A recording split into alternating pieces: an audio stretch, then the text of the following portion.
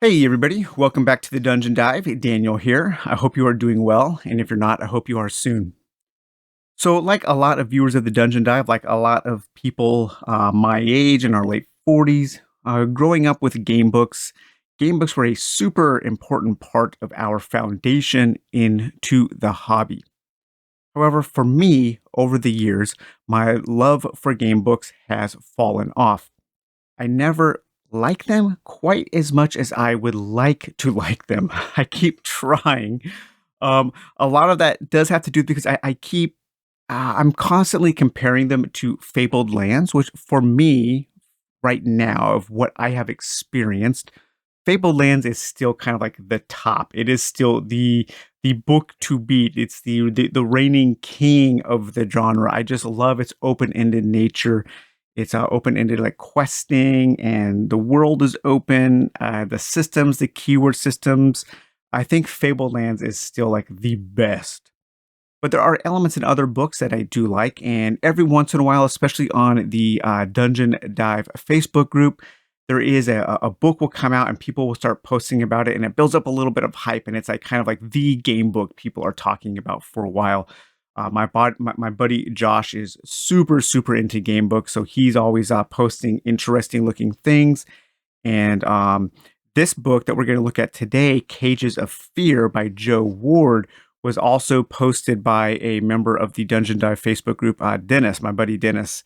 And I thought it looked really interesting. So I decided to pick this one up. Every once in a while, I will pick up a game book to try to get into it. And you know what? I'm really happy I did pick up Cages of Fear.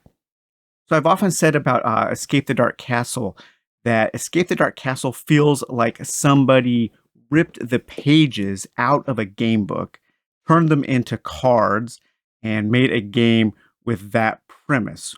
Well, Cages of Fear feels like somebody took the cards from Escape the Dark Castle and combined them back into a book and made a game with that premise.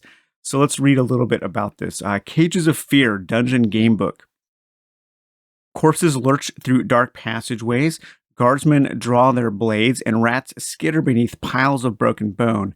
Knowing that each step may be your last, you must evade traps, unlock chests, and fight to escape the sprawling dungeon in which you have been held. Cages of Fear is a single player game in a book that combines dice based combat and navigation with simple character leveling and inventory management. One thing that really stood out for me about Cages of Fear is the artwork. A lot of times in these more indie released game books, the thing that they lack is a lot of artwork. And one of the things that I really loved about the golden age of the game book is all of the art in the Fighting Fantasy book series. Well, Cages of Fear has a ton of awesome art, all done by Joe Ward, and it has art on every single page is art, and that is one of the reasons why and so many skeletons. If you like skeletons, you need this book just for the amount of skeletons. But yeah, one of the things that really attracted me to this book was the amount and the quality of the art of the line artwork. That is another thing that reminds me of Escape the Dark Castle, because Escape the Dark Castle has art on every card, and each one of these pages in this book is like an Escape the Dark Castle card. So in this book, you start by waking up in a prison cell, just like Escape the Dark Castle does. So as you can see, the similarities keep going. And you, through a brief little introduction, you learn about your character sheet and how to make your character. You have a name, a class. There are three classes: a footman, a magister, and a brigand. You learn about damage, your damage, intellect, and health. They have a base total, and then they also have you can have one weapon equipped, one amulet equipped, and one piece of armor equipped to augment your base intellect, damage, and health. Then you have a little experience tracker, and as you gain experience, you're going to fill in those squares. And as you hit certain squares, you're going to trigger certain ability upgrades, perhaps spells if you're a magister, and also a brigand can gain lockpicks as you level up. And then you have some abilities, And then you can keep track of your gold, how many potions you have, how many lock picks you have, and how many spells you have. So that is your basic character card there, your basic character sheet there. So you learn a little bit about how to play the game in this introduction. And then you can generate a name if you want. If you don't want to come up with a name, it does have a name, a generator there. Learn about the rules here. And then you are introduced to combat. Combat in the game is super simple. And it is one area where I wish the game had one extra layer of complexity. It is quite possible through no fault of your own, just by rolling dice, that you will die to the first charnel rat that you fight. Because all you do is, like, let's say the pink is my die, the yellow is the enemy die. All you do is you roll dice and you compare to see whose is the highest, adding any bonuses. Whoever roll is the highest, they do the damage to their opponent. So basically, basic fighting fantasy style combat. But Fighting Fantasy did have that like luck stat that you could spend as a currency to augment some of your bad luck. And so far, there's nothing like that in this book. So some people may be really turned off by that. And I wish there was just one element more to the game to help augment some of the luck. But once you fight your first combat, you're going to get your training combat. You're going to earn some potion and maybe some armor, depending on your class there. Then the game begins. And here's where the game is quite a bit different than any other game book I've played, and how come it feels a little bit more like Escape the Dark Castle for me. Instead of reading paragraphs and making a choice like a choose your own adventure and going from one paragraph to the next, in this game, what you do is as soon as you have cleared a room, as soon as you have cleared a page, you roll a d6 and you progress that many number of pages. It's actually a d3. So on a 1 to 2, you turn one page or one room. On a 3 to 4, you progress 2 rooms. On a 5 to 6, you progress 3 rooms. So after you kill that rat, you would roll your d6 and you would have a 5. So you would progress 3 rooms. So you would go 1. So you start here, advance d3 rooms to begin your escape. 1, 2, 3. All right. So you traverse through the dungeon and you come across this chest. Roll a d6 and let's see what we find in the chest. 5. We find a jerkin. So this is for the footman or the brigand only, and it gives you +1 health. In this game, armor adds to your health. And my character, who I'm progressing with right now, he already has a gambeson, and that gives him +2. So I'm not going to write that. But it says you crawl along a narrow passageway with distant groans echoing throughout the halls. Fumbling through the darkness, eventually you reach a small chamber harboring a chest inside the old pillory. Okay, so we've completed the chest. So now we're going to roll our d6 again, and we are going to move 2 rooms. So we'll go 1, 2. And here we find a skeleton hanging in a cage. You enter a high vaulted room with cages hung from above. With a sudden crack, a skeleton breaks through the foot of one of the cages and charges towards you, wielding a chain.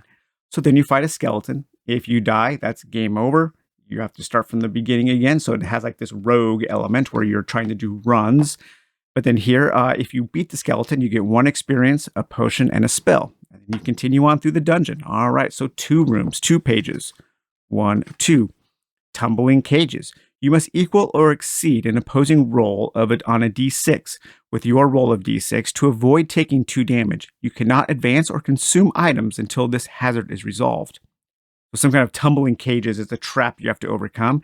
Then you hear the crack of chains unraveling when suddenly a line of cages hung from the ceiling comes tumbling down. Debris falls like rain as you rush for cover. Then if you pass that, then you can try to open up this chest. You might find a trap in there. The chest might be empty, or you can get a lockpick, a potion, a spell, or the gambeson, and that's where I got that. So yeah, it's pretty cool. I like how simple it is. I like that you're not reading a lot, because a lot of the times what I find in a lot of game books is just the writing, the quality of the writing isn't something that I enjoy. You know, if I'm going to spend time reading a lot of text, I want it to be well written. This book is mostly focused on small little snippets of prose with dice rolling and art, and I enjoy that. And I like the system of just rolling the d6 and moving that many rooms like you are moving through a dungeon on a board game, or like you are flipping through cards and escape the dark castle. I think that is really, really a neat idea, and I'm hoping that Joe Ward continues to work on this and it becomes a series, and maybe there are some little elements that he could add to it to make it a little more interesting as a game. But I'm hoping that doesn't detract from his time being able to spend on the art, because the art is really what drew me into the game. I think it's the art and the page layout and the system of the game that does make this a unique experience and does make this something that I am more apt to pick up over other game books, because it's so quick and because it's kind of like this rogue experience where you're not so much concerned with the story. All you're concerned about is surviving and seeing how far you can get into the dungeon to finally escape. And then at the end of the book here, we do have like a prologue there, or an epilogue, I should say. And then there are some questions to quizzes, or like the riddles in the game. So you do have to solve those, and those are the answers there in letter form. So that could hamper with some replayability because you might know the answers to the riddles. But here we have our glossary of some game terms, and then some character sheets that you can use, or you can go to his website and just print some out, which is what I did. So yeah, if you're looking for a game book that is a little different than a lot of the game books, less of a choose your own adventure and more of an escape the dark castle style board game or card game, then you might really enjoy Cages of Fear. If you like skeletons, this is a no-brainer because this book is just overflowing with awesome drawings of skeletons. If you want something a little more quest-orientated, a little more prose-orientated, something that you can get into the story, this probably won't appeal to you. You would probably want to stick with something like Fabled Lands, or what is that, Destiny Quest or something like that. So, all right, guys. Well, I hope you enjoyed taking a look at Cages of Fear today by Joe Ward, and we will talk to you later. Bye-bye.